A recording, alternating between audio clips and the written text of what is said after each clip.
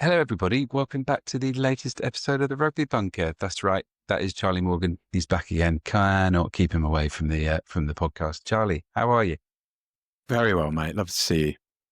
Nice, lovely to see you, mate, as well. I wanted to get your kind of thoughts to kick off about the atmosphere and the vibes around the Women's Rugby World Cup final last weekend, because I know you were there and had a lovely time. Saw your picture of Ellie Kildunn afterwards in the post-match media mix zone, fully reveling in what England had achieved. Give me an idea of what it was all like.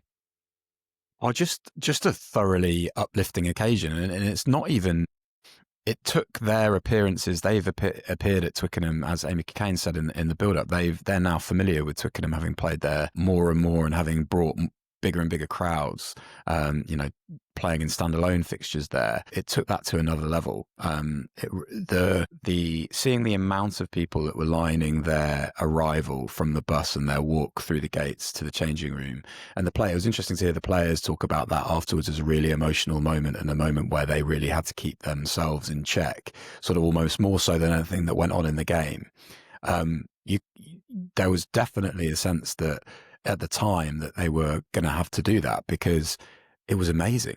People 8, 9, 10 deep along the path, those at the edges of the stands, utterly packed. We actually went all the way up to the accredited area where the photographers normally are, and stood among the photographers to watch it, because there was no way we would have seen anything else otherwise. And yeah, that was really, really special. And as for the game itself, I think just as fantastic as Canada have been in this tournament, it was really, I think, fitting and almost satisfying as a way, in a way that England played very well in the final, and you saw aspects of what has made them a really good side throughout this amazing run. So Hannah Bottomann's work at the breakdown, an exceptionally strong scrum, Ellie Kildunn's solo try, really smart bits, like exceptional defence. Zoe Allcroft absolutely emptied herself. I was thinking the other day, I wrote in the report that Zoe Allcroft looked emotionally and physically spent at the final whistle, and she did. I think it was Rosie Gallagher she was next to, and just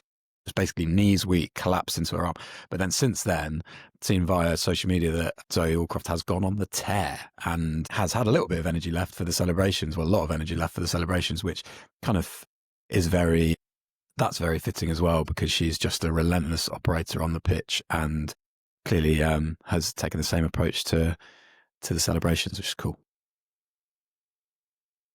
Yeah, was it something like she didn't drink for about 13 months, and then actually was up? I think she was up later than anybody else during the post-match celebrations, which actually I'm incredibly impressed with, as you've suggested, that feat of post-match stamina. And a lovely throwback to the preview episode there, Charlie, talking about how important Hannah Bottomann's breakdown work would be. She's just so good in that area. I've got to say, some of the kind of social media footage of it was just amazing. I was very sad that I couldn't be there to witness it, because all the kind of shots of the fans is like a lovely video that went up of a father and daughter together in the stands for the trophy lift. Just, I think also the fact that so many people turned up, not just for the final in terms of building up for kickoff for that, but for the previous game, for the bronze game. So many people that actually the Black Ferns bus was late getting there, because they hadn't really anticipated that so many people were going to be at Twickenham. I thought that really summed up what a kind of impressive and successful tournament this has been. I know there's been a lot of matches that have got out of hand. I know there's been some lopsided scorelines, but I just think the kind of stories that have come out of it, and the messages that have come out of it, kind of outweigh all that. And England winning by a bigger margin maybe than we slightly expected felt a bit automatic, but that's fine, because actually it wasn't really about who won it. It was about everything else that came from the tournament. And yeah, I was very envious of you there. What else did you see in the mix then? What other kind of bits stood out? I think it was always Abby Dow just being lights out, speaking amazingly about what the next steps can be for women's rugby. A lot of them spoke as they are fantastic ambassadors for the game, for women's sport in general. What was something else I saw? I saw Alex Matthews begin to go around the mix zone, and sort of then once you start, for sort of, I guess anybody listening, once players start the mix zone, they're generally there for sort of, they can be up there for up to 20 minutes, even longer, but you're generally, it's at least 10 minutes to get around all of the kind of huddles, with the written huddles and the broadcast commitments you have to do. Alex Matthews just started to do that as Zoe Allcroft, I think with a cider, was going, oh no, don't start that cycle, because I won't get you back to celebrate with you for another 15 minutes. And there was a bit of totally understandable wanting to get away from the mix zone, but they spoke really, really well. Ellie Kildan was just sort of really forceful in how she was talking about, this is just the start. Look, this is what we can do. This is how we can fill out stadiums. This is the atmosphere we can create. This is the spectacle we can put on as far as a performance. I can't wait to see where it goes next. And yeah, just a really nice way to round it off. I will say one point during the press conference was a Canadian journalist asked John Mitchell, what did you think of Canada's performance over the tournament? John Mitchell, I think the journalist was sort of expecting a really fair play. They were fantastic. John Mitchell sort of said, well, I think they got it easy till this game. And we knew that if we belted them around the fringes, if we put them under pressure, if we put them in a contest, then we'd come out on top, and sort of so it proved. And it was like, oh, wow, okay, bit of a flex from the England coach, and maybe slightly unfair. It was quite sort of indicative of the mindset that England went into that final with, which was, look, we're going to embrace this favourites tag. We're going to embrace the number one ranking, and we're going to take what's ours. And they certainly did that. They were so driven, even in the press conference, just to win in the battle, which I thoroughly enjoy, actually. No chill. Yeah, absolutely no chill. Well, listen, that was the big kind of event on Saturday. I think we should jump next to the big news from this week.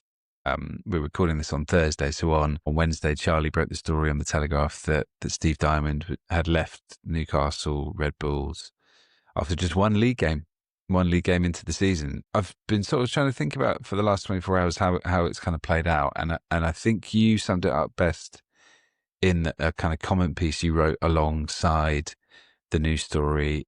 And actually, you used the same word that I'd used when I was chatting with a source yesterday about it. And that word, I think, is, even if you think this is the right decision and the right process, the whole kind of outlook of it is clumsy. It just has that kind of air of, why would you do it one league game into the season? So, Charlie, maybe just your kind of instant reaction to the decision and what it kind of means for Newcastle, I guess, in the immediate future.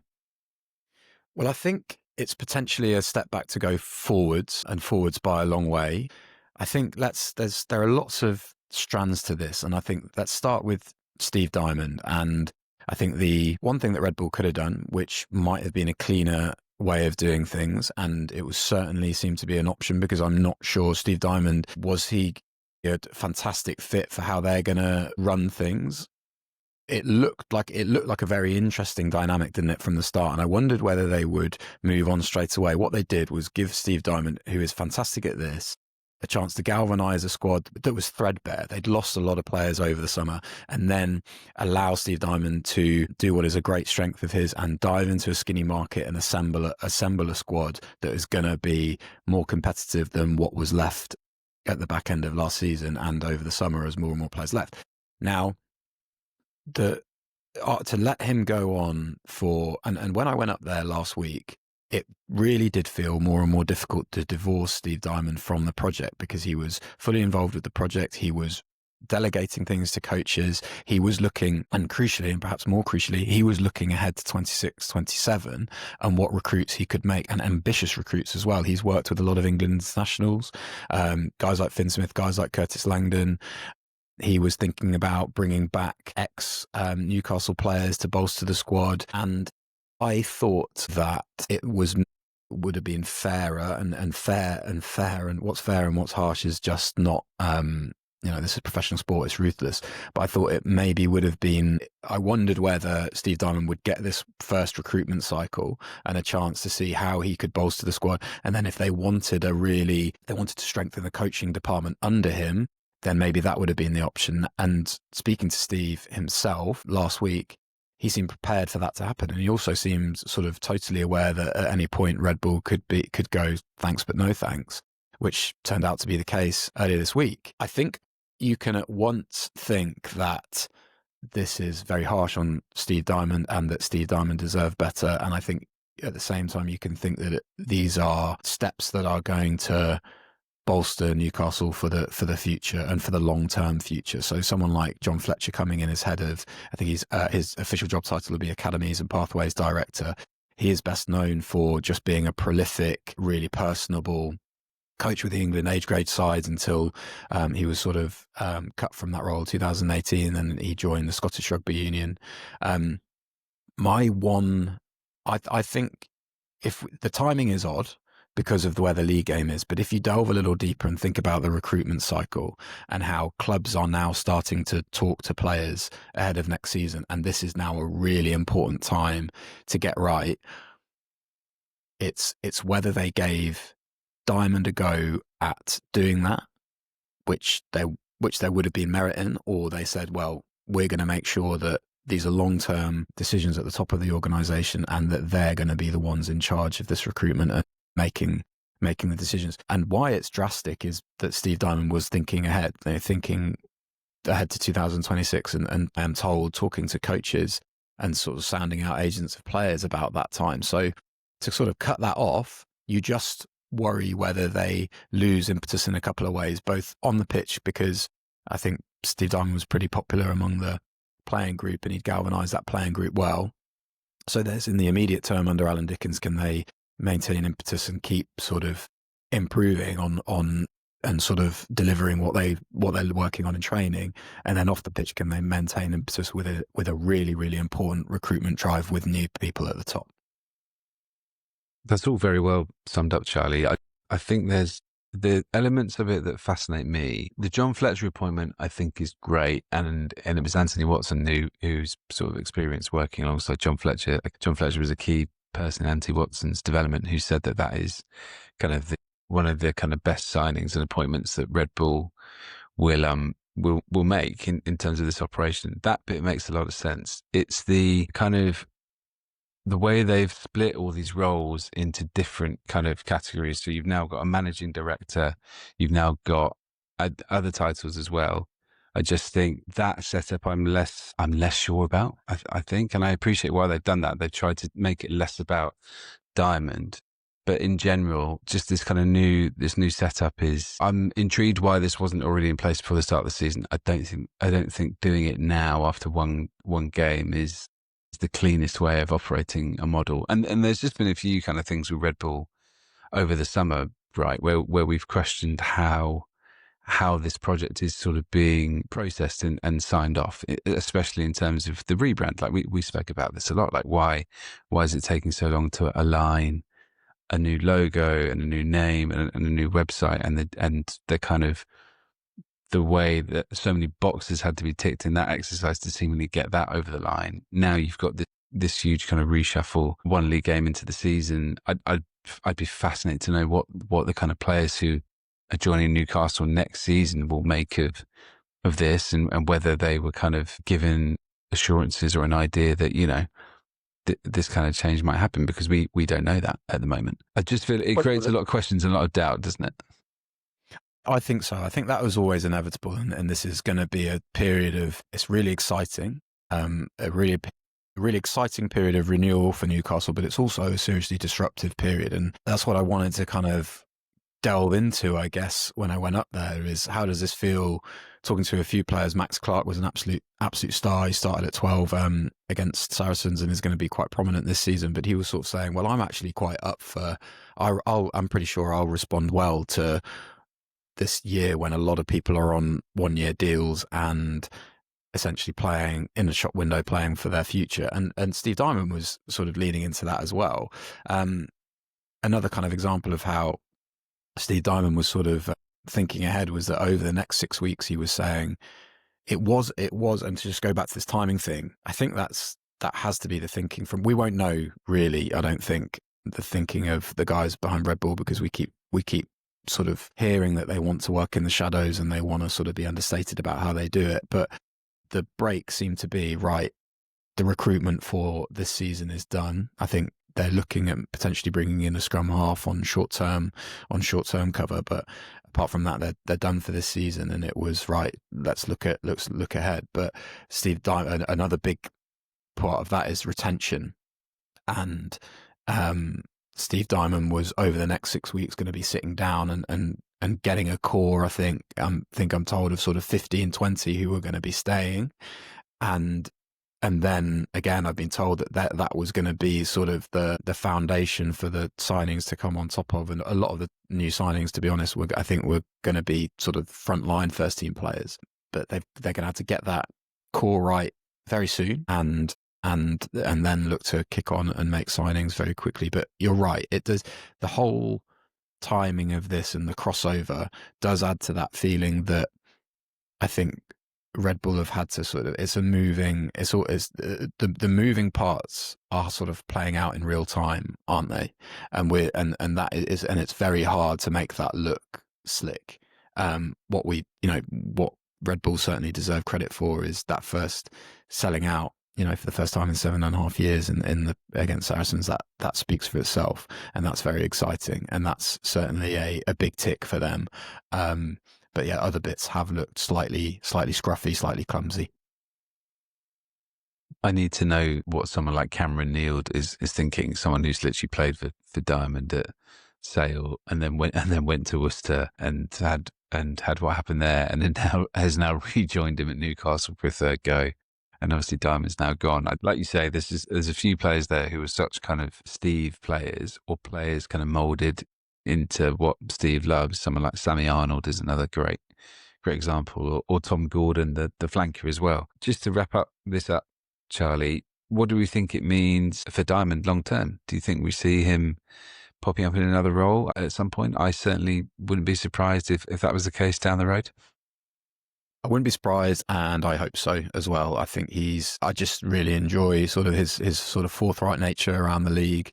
I think I wrote yesterday that it really, ironically, his character and the way he speaks is really in tune with the new league's rebrand, right? And then glorifying sort of the physicality and the combative nature of the sport.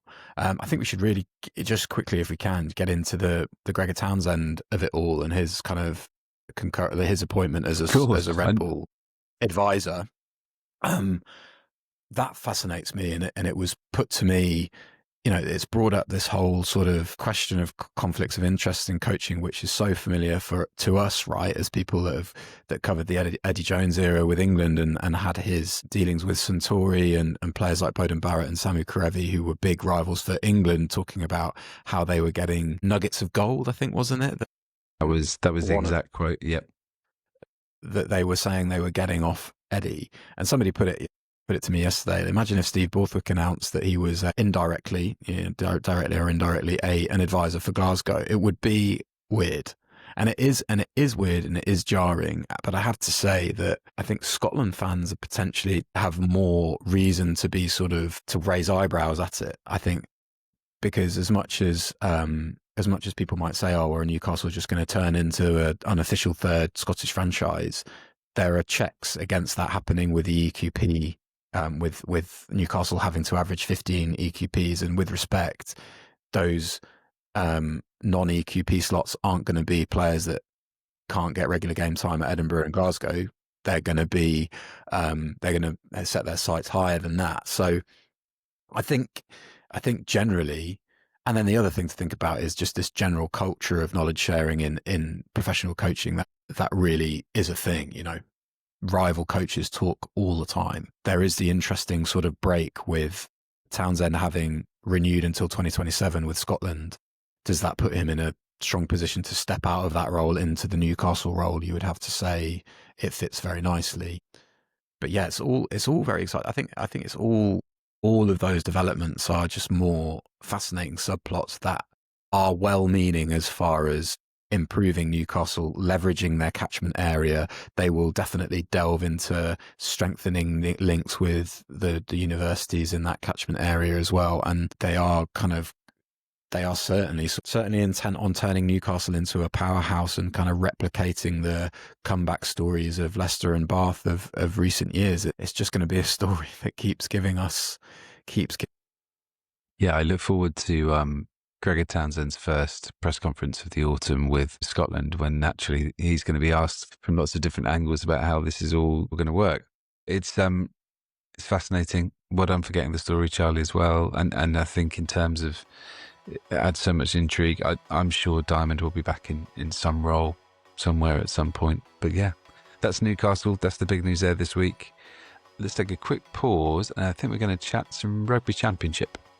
Right, Charlie, it's the last day of the Rugby Championship on Saturday. I feel like that competition has just gone by like in a flash. Maybe it's because we've had Women's Rugby World Cup on and coming off the lines. But yeah, I feel like I've just about got kind of settled into it. Do you know what? I love covering or sort of just keeping an eye on the Southern Hemisphere. Used to be Super Rugby sort of back in the day. It was genuinely such a big avenue for me to sort of being fascinated about the sport and finding out new names and just being inspired. And then this tournament, because of how it's been staggered and because of how good it's been and because of the big losses, big kind of stories per every fortnight, it has been awesome. You're right. And yeah, gone in a flash, as it always is. As you stand on the edge of a tournament, don't you, thinking we're going to be 2 months down the line, and then all of a sudden we are. Well, at least you can guarantee that if Australia are playing a test match, they will have a new starter at fly half. So that's good. There's certain things that you can rely on. So we'll touch on the next Bledisloe game in a sec. If we start with the game that's going to be, it's called Allianz Stadium again. I hope you enjoyed your brief holiday of just calling it Twickenham and not getting yourself in trouble by calling it the wrong name. It was Twickenham for about 6 weeks. It's back to Allianz Stadium. South Africa playing Argentina, which I love the South Africa games at Twickenham. I went to, maybe we were both at South Africa Wales last summer, was it? Which essentially turned Twickenham into Joburg. Like it was just astonishing how many South African supporters kind of pitched up. I wasn't at that one. I was at the inaugural Qatar Airways Cup clash between New Zealand and South Africa when the inaugural 7-1 split, and again the atmosphere was amazing, like tangibly different to an England game and better for it. Just amazing. Charlie Morgan slams England supporters ahead of November Test. No, it's good that. There's multiple reasons why it's good this game is there. I mean, obviously, there's a huge revenue cash-in opportunity for the South African Rugby Union, which they are happily taking with two hands once they've sort of paid their fees to the RFU in Twickenham for using the stadium. But also because we're not getting South Africa at Twickenham in the autumn, are we? And so this is kind of the chance for the population of Earlsfield and Wimbledon to kind of hop on the train and attend and watch the box play, which is great. I spoke a bit about this with Sam Lana on our Tuesday YouTube episode. It's a bit of the final score of that Argentina game was fascinating because the way Argentina kind of collapsed in the second half meant that you ended up with this enormously lopsided score. I don't necessarily think that South Africa were 37 points better than Argentina, as ridiculous as that sounds. But when you were watching it through the other night and I texted you and said, oh, look out for this defence for, I think it was the Marnie Libot try. And we came to a consensus between us where we just thought that Argentina just kind of folded a little bit alarmingly. Can you therefore, based on all that, see a way where this game on Saturday is even slightly tighter and where Argentina make the Springboks sweat a little bit about this potential title winning game?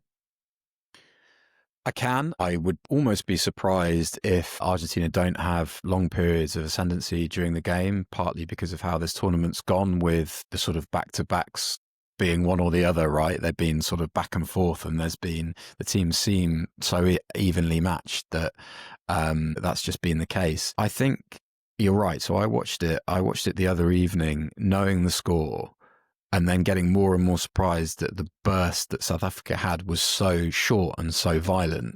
And I think that's I wanted to, and clearly Sasha Mngomezulu, Feinberg Mngomezulu, has been has got deserved plaudits for what was quite a remarkable individual performance. And I'd love to shout out not his first cross kick to Colby, but his second one, which was almost like a rounded strike that was just out of nowhere and amazing. They nearly scored. Kanan Moody nearly scored off the back of it.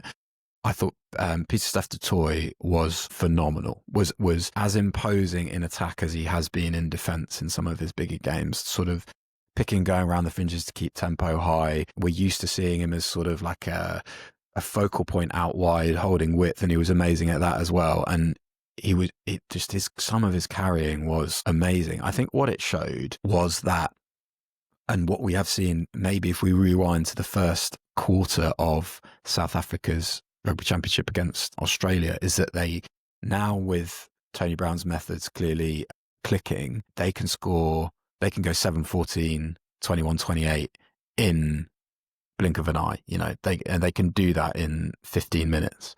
And that is certainly progress for them. That is certainly, if they marry that to kick pressure in certain, you know, the coordinated kick pressure, the squeezing of the set piece exchanges, the really robust defense. If they can marry those aspects up, they're going to find another level. They're going to be even more difficult to beat at the 2027 World Cup. So that's what I think this championship has been notable for. Do I think Argentina can get closer this weekend? Yeah, I do. Because they have weapons themselves, for sure.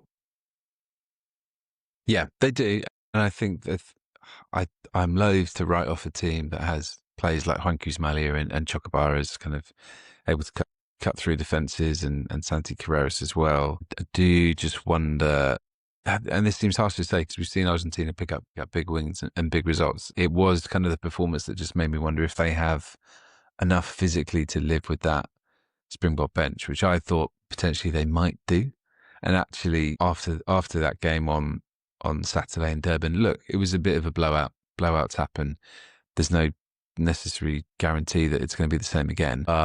At the same time, I just wonder if the top two kind of inches are there now to sort of cope with when you're going to have Bongi and Benambi and RG Snyman and Craigie Smith and everyone else come off the bench. Will you have enough left in the legs to kind of live with that? And now I'm not so sure, which means that realistically, South Africa are going to wrap this up on Saturday, be back-to-back titles, which is quite interesting after that start, with that defeat at the start where everybody's going, oh, look, Tony Brown's methods aren't working.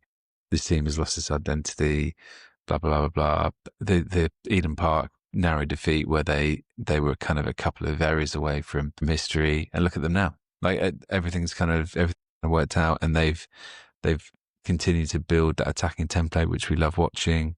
They've managed to, I think maybe the biggest development would be that they've managed to kind of maybe fix Marnie Libbok in a way, in terms of he was for so long kind of just labelled as this liability, and the person who people suggested was losing the Springboks test matches. Actually, the way he's kind of played in the last 2 weeks off the bench, in the last 2 matches, has been excellent. And I hope that means that some of the pressure comes off him, and that actually South Africa now have this kind of ridiculous stable of fly halves with Feinberg and Ngomezulu and Libbok and double World Cup winner Handré Pollard.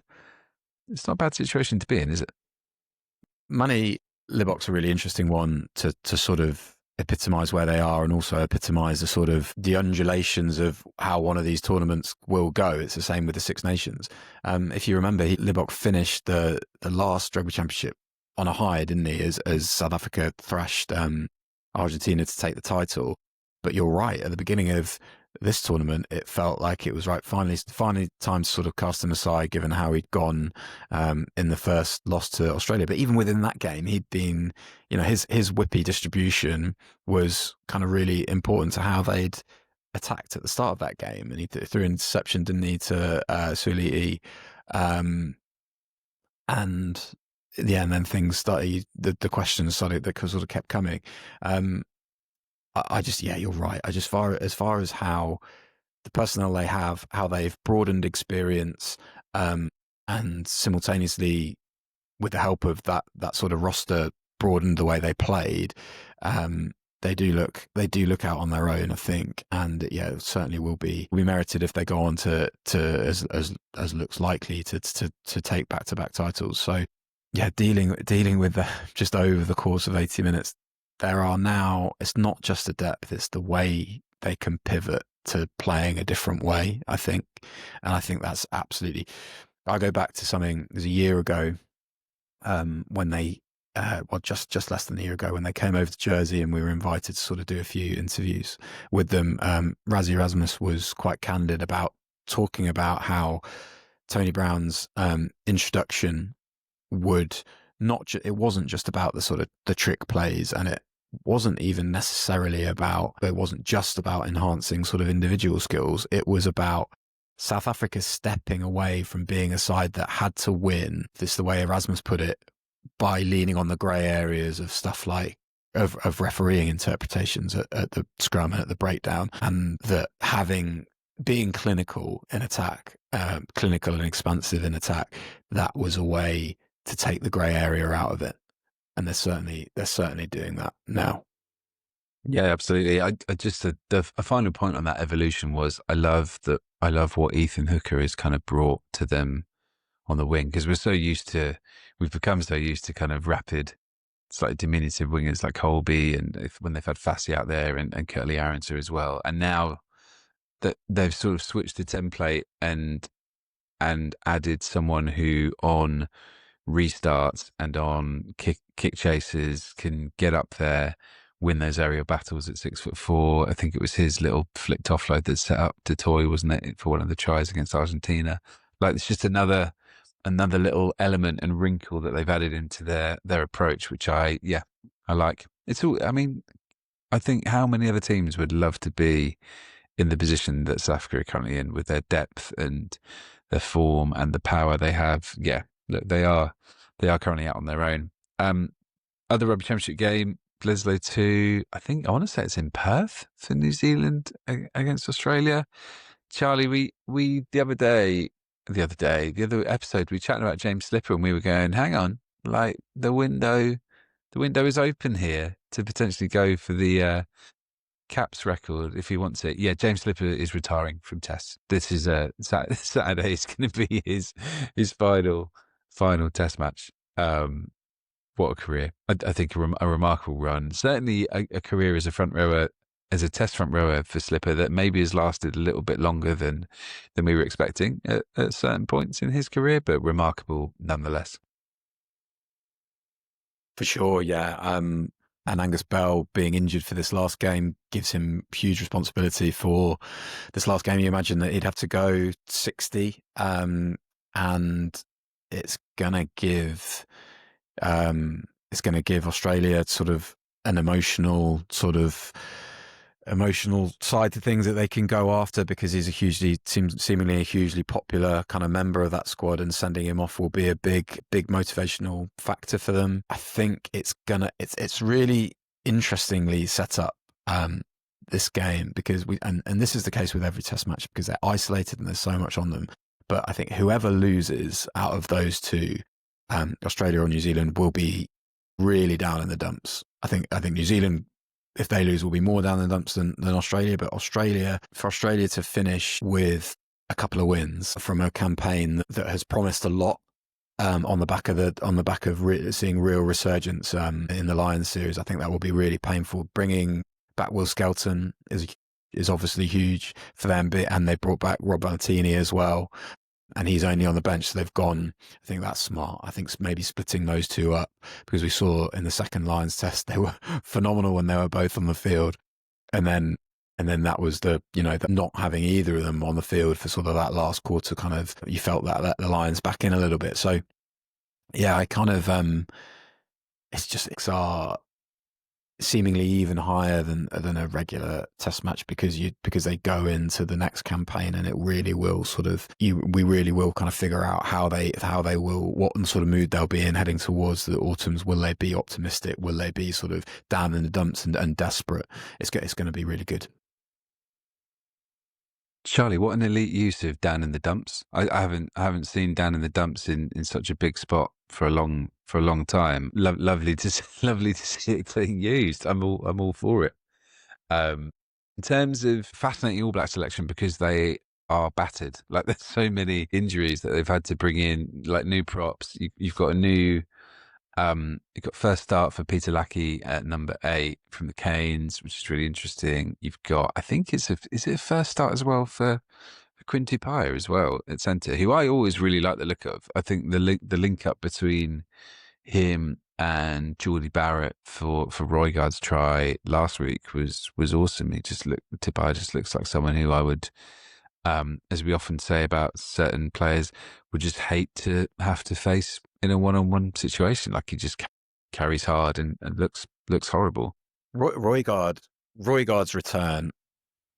Can you remember New Zealand being as reliant on a single player? Not necessarily reliant, but I guess having such a palpable difference between somebody playing and somebody not playing. Roygaard to me feels just so like he's able to elevate them so much, and he has done sort of over the last kind of year or so. When he's played, they just look just like they just look more they look more multifaceted because of his running game, and I think that's really important. I think Leicester Fainga'anuku coming back on the wing is huge for them as well.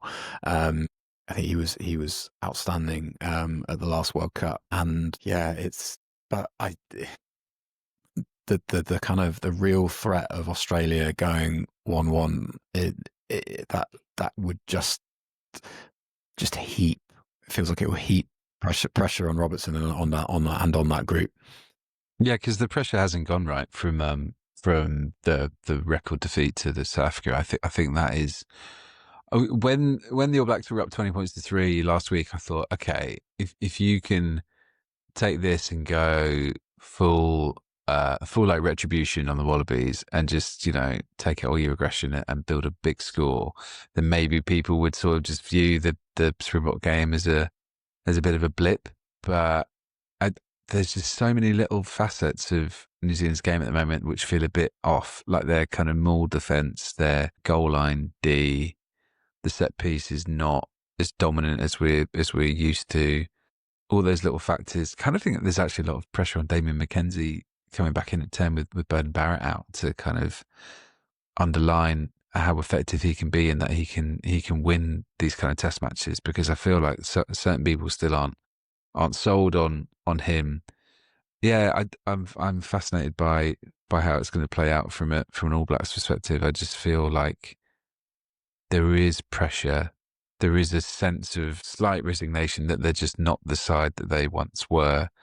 And now they're going to go to Perth and win by about 30. And to your point about the scrum halves, I think it's because we would almost, a bit like talking about South Africa with their 3 fly halves, like we would almost just laugh, wouldn't we, when there was a time where they were picking from Aaron Smith, TJ Perinara and Tawira Kerbalo, who were 3 9s, who would literally walk into most test sides around the world at the time at their peak. And now they're trying to figure it out, and Roygaard is the clear number 1, and the depth below is a little bit shaky.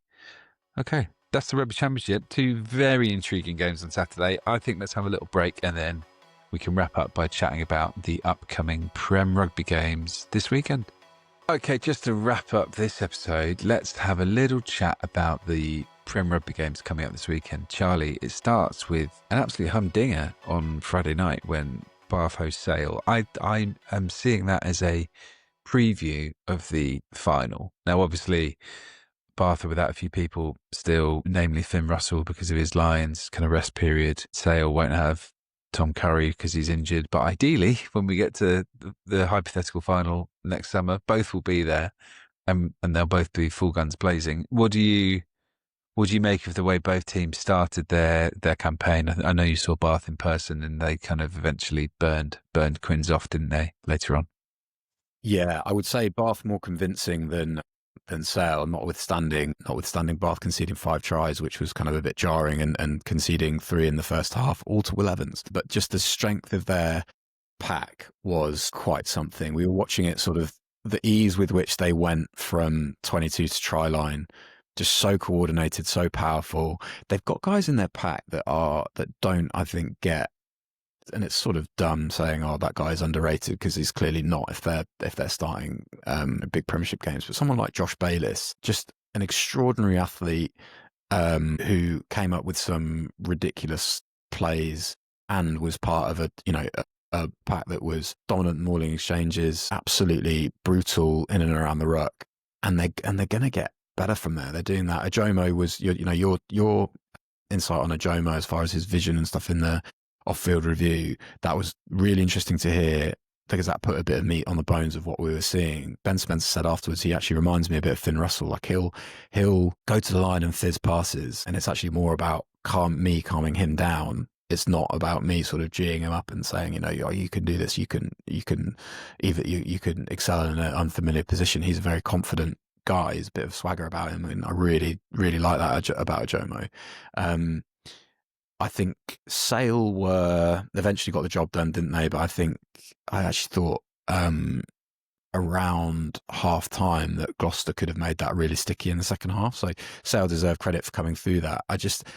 They will fancy themselves to sort of go toe to toe with Bath in the forward exchanges. I just think that doing that for 80 minutes is so difficult, because it'll either be a 6-2 or a might even be a 7-1, but it'll be a 6-2 at least. That's how Johan van Graan operates, and it's a high quality 6-2 always.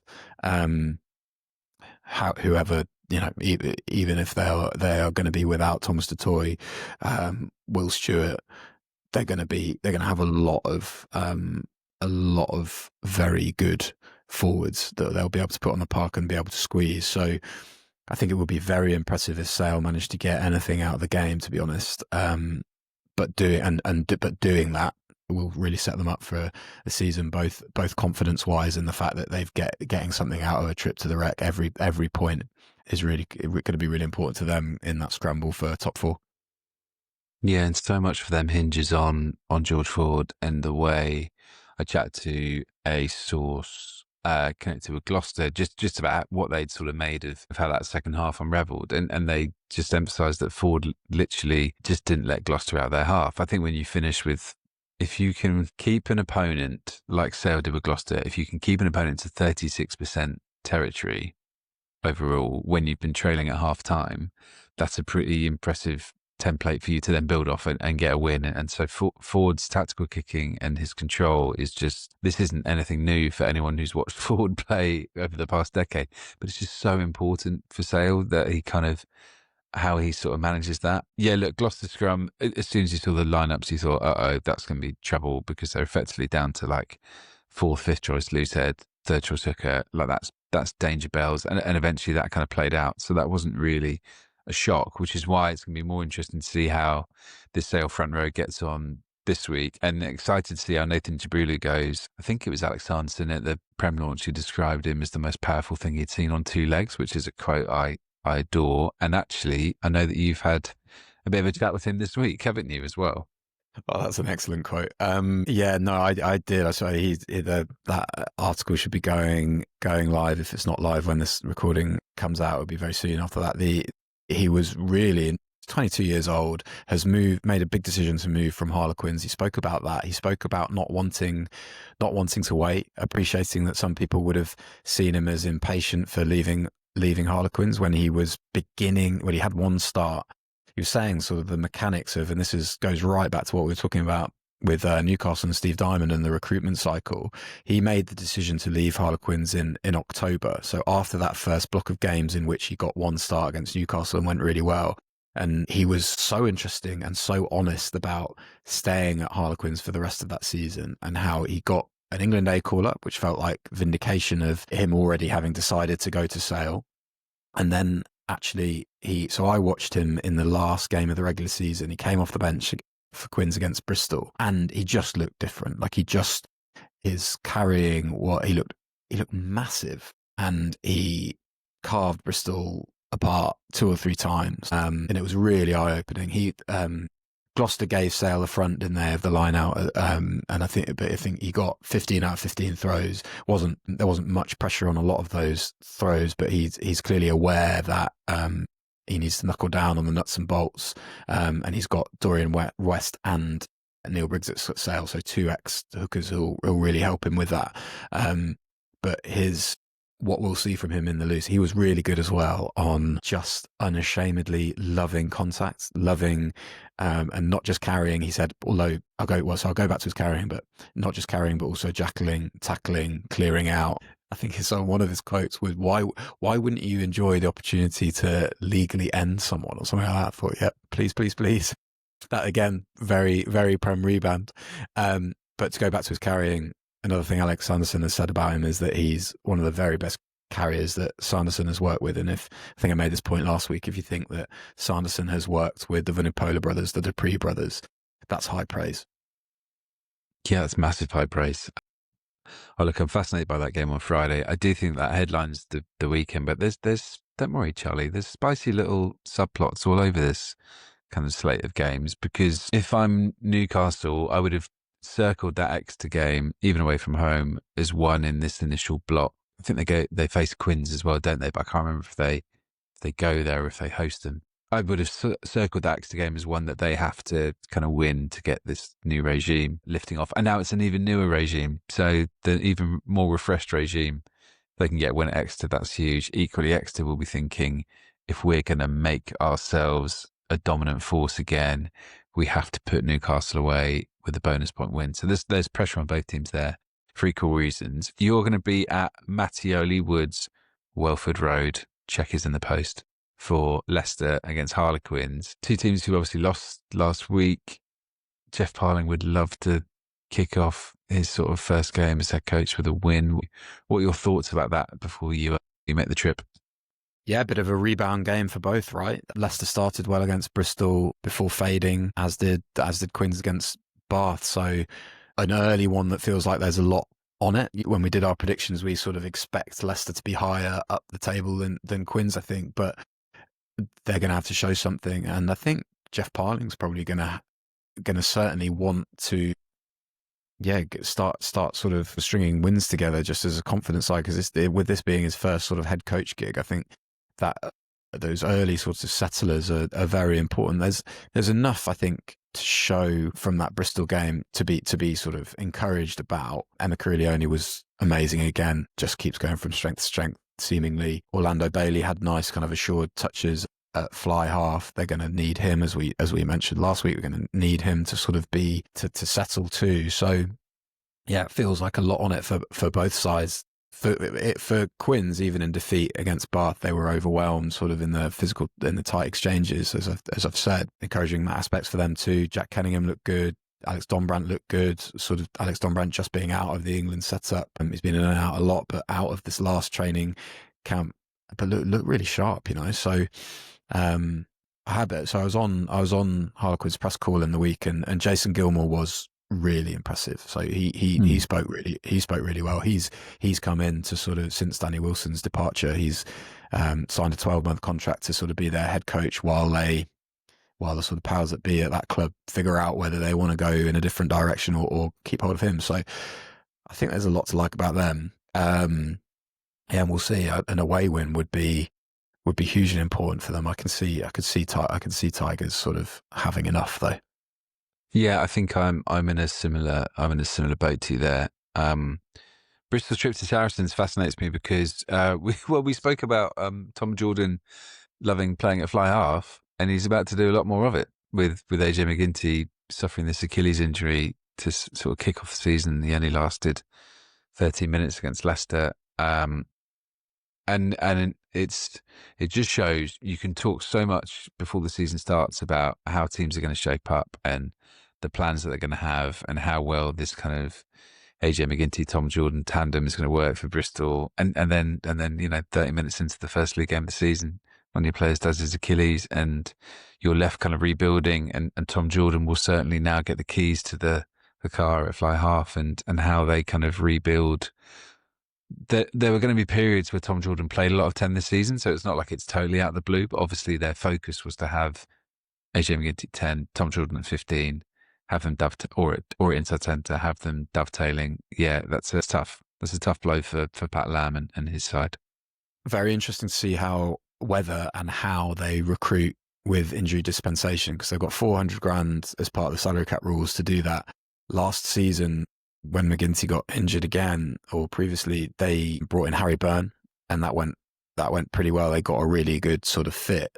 That was, and I dare say that was about as good as they could have done, how well as they could have done at short notice, given what was on the market. So it will be they have Tom Jordan, who was excellent after McGinty's injury. They've got guys who can sort of fill in at 10 as well, Van Rensburg and James Williams. They've got Sam Worsley as well on squad. So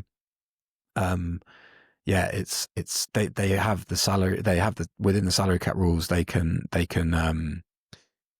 be flexible, and they have shown previously that they can move fast, and they might have to do that again. I think they were also waiting on scans to Harry Randall and Ibitoye to figure out where they go with that dispensation, because it can make or break seasons, how quickly there.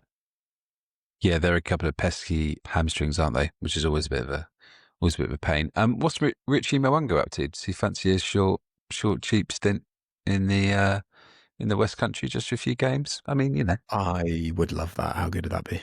I mean, I'm never going to rule anything out with Bristol. Just on Saracens on the other side, an excellent start to the season for Tom Willis, which is very encouraging in their game up at Newcastle. Carried relentlessly, tackle relentlessly, just lit the business, and yeah, I'll be fascinated to see how they get on. Some massive defensive plays from Tom Willis, sort of, you know, ripping the ball away in the tackle. He's potentially an underappreciated jackler as well. And if he's a sort of defensive threat as well as what we know he can do carrying wise, we can see him go to the next level. I think that enhanced EPS contracts will be a confidence boost for him, and really looking forward to how he goes both for Saracens and for England. It'll be a focal point for England over the autumn, you'd have thought. Yeah, I don't know how much you love the dominant tackles stat, but he had 4 against Newcastle, and I haven't often seen people have more than like 2. So very impressive. Final game of the weekend, Charlie, quickly, it's going to be Gloucester against Northampton. Could be, if Gloucester can get their set piece sorted and be a bit healthier there, and therefore get a platform for their attack to go, could be 100-pointer. Not going to rule it out. Not going to rule out a 53-47er. Like, it doesn't feel outlandish. I thought you meant that someone was getting hit. No. Was shipping 3 figures. I don't think it'll be that, but 100 points. You've misunderstood. 100 points. I agree. Just because they're as loose as each other when they want to be, and I know that Gloucester in particular have spoken a lot about their kind of defensive work and their strive for balance. And actually, to their credit, they did defend really well in that first half against Sale. Like, I was quite impressed by how they kind of managed the physicality of that before they lost territory. But yeah, Northampton, as we have already seen in round 1, can be spectacular in an attacking sense, and then head scratching defensively, and that's the game. So yeah, I look forward to that on Sunday as a potential high-scoring footnote to the end of a very good Prem weekend. Right, Charlie, this has been actually a bit longer than I expected, but I feel like we've covered a lot of very important topics very well.